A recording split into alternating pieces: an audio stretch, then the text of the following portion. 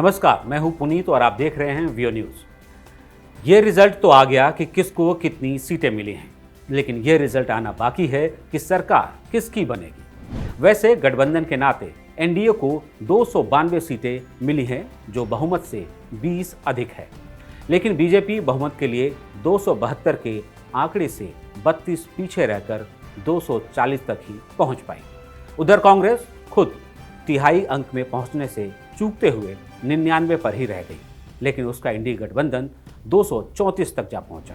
ऐसे में सरकार बनाने की सुगबुगाहट उसमें भी है।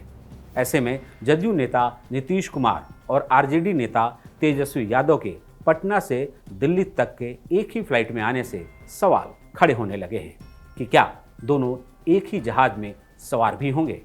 क्या किंग मेकर के तौर पर उभरे टीडीपी नेता चंद्रबाबू नायडू दो नावों की सवारी का जोखिम उठाएंगे या केंद्र में ट्रिपल एन का सिक्का चलाएंगे। ट्रिपल एन यानी नरेंद्र, नायडू और नीतीश। फिर निर्दलीय और अन्य के खाते में गई 17 सीटें क्या कोई गुल खिलाएंगी। ऐसे गंभीर सवाल, ऐसे जनादेश के कारण उठ गए हैं। ऐसा पहली बार हुआ है जब पक्ष और विपक्ष दोनों की जीत हुई है। अंग्रेजी में से कहते हैं win win situation. Narendra Modi अगर लगातार तीसरी बार पीएम बनते हैं तो जवाहरलाल नेहरू के बाद ऐसा करने वाले वो पहले शख्स होंगे, वो भी गैर कांग्रेसी। अभी जो समीकरण है उसमें मोदी इतिहास रचते दिख रहे हैं, तो क्या मोदी को रोकने के लिए चंद्रबाबू नायडू और नीतीश कुमार पाला बदल लेंगे। राजनीति में कुछ भी असंभव नहीं है, इसलिए अगर वाकई ऐसा होता है तो क्या होगा। तब इंडी गठबंधन सामान्य बहुमत जुटा लेगा, यानी टीडीपी के 16, जेडीयू के 12 सीटों के अलावा 17 अन्य और निर्दलियों को मिलाकर आंकड़ा 779 हो जाएगा। यह सामान्य बहुमत के 272 से 7 ही अधिक होगा। जाहिर है राजनीति के चतुर सुजान माने जाने वाले नायडू और नीतीश इतना बड़ा जोखिम फिलहाल तो नहीं ही लेंगे। ऐसे में नरेंद्र मोदी को पीएम के रूप में तीसरा टर्म जरूर मिलना तय है। हालांकि ये बीजेपी की सरकार नहीं होगी, इसमें वर्षों बाद 2 किंग मेकर भी होंगे। ये दोनों नेता 1999 में अटल बिहारी वाजपेयी की सरकार में भी थे, लेकिन पीएम मोदी के लिए किंग मेकरों के साथ सरकार चलाने का ये पहला मौका होगा। इसलिए कुछ अच्छी बातें तो होंगी ही, लेकिन कुछ दबावों से भी इनकार नहीं किया जा सकता। ऐसे में वक्त और समय के मुताबिक लचीलेपन का परिचय देना ही होगा, क्योंकि सिंपल मेजॉरिटी नहीं मिलने पर इन सहयोगियों पर बीजेपी की निर्भरता बढ़ जाएगी। इस निर्भरता का असर सबसे पहले मंत्रिमंडल के गठन पर पड़ेगा। 1-2 सीटें जीतने वालों को भी सरकार में शामिल करना मजबूरी होगी, जैसे बिहार के पूर्व मुख्यमंत्री जीतनराम मांझी। हम पार्टी से वो इकलौते सांसद बने हैं। इसी तरह बिहार में ही अपनी सभी 5 सीटें जीतने वाले लोजपा नेता चिराग पासवान की मांग बढ़ सकती है।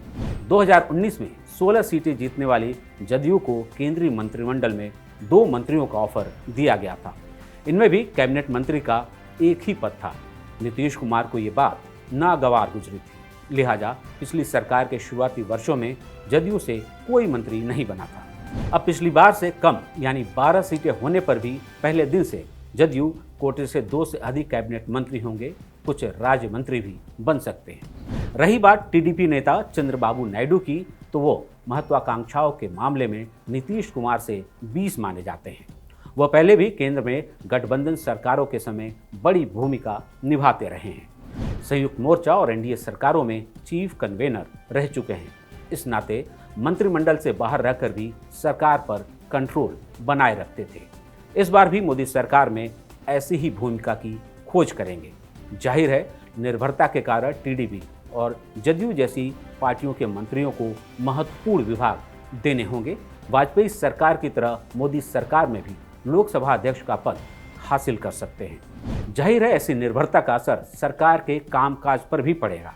पीएम मोदी ने जिन कठोर फैसलों की गारंटी दी है, उन्हें लागू करने में टीडीपी और जदयू जैसी पार्टियों की नीतियां आड़े आ सकती हैं, जैसे समान नागरिक संहिता यानी यूसीसी। नीतीश कुमार पहले ही कह चुके हैं कि वो बिहार में यूसीसी और सीएए लागू नहीं होने देंगे। कहना ही होगा कि तीसरे टर्म में मोदी सरकार का स्वरूप बदल सकता है। कैसा होगा, इसके लिए अभी इंतजार करना होगा। अगर आपको ये विश्लेषण अच्छा लगा तो हमारे चैनल को सब्सक्राइब करें, इस वीडियो को लाइक और शेयर जरूर करें।